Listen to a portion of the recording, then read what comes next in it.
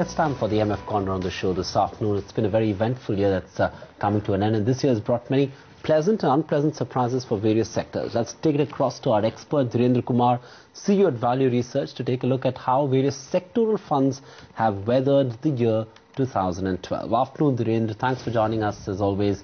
Banking funds are the top performing sectoral funds for 2012 with a stupendous outperformance over the Sensex. But banking funds have had a rather turbulent year. What's the reason for ending the year on such a high? I think, it is simply reversion to mean. 2011 was the worst year for banking funds after many years. So it is just, reversal of that trend.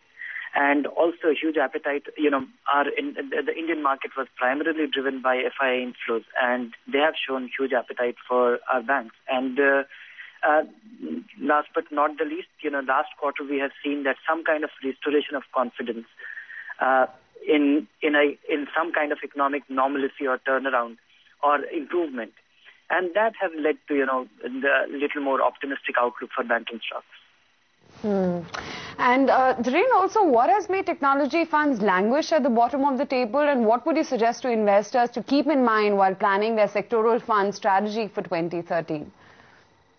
I think the continued talk about, the decelerating or the not so optimistic outlook for them in coming times, that is the primary driver. And I think, for the large companies, which is the dominant force of the Indian technology arena, I think, it's a hyper-competitive environment which is driving it. So it's quite surprising that in a year when our currency witnesses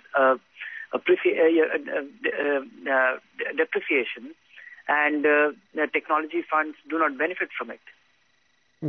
Dhirendra, so for 2013, would you advise investors to look at sectoral funds, or do you think they're better off not looking at sectoral funds? This is, of course, for investors who are looking at investing in these funds. Do you think they're avoidable?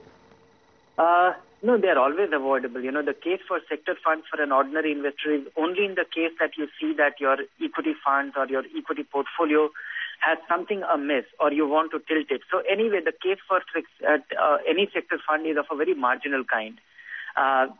Most ordinary investor can do without it, because I find that, the large and mid-cap universe or the multi-cap universe, they're reasonably diversified and they don't deprive you of anything today.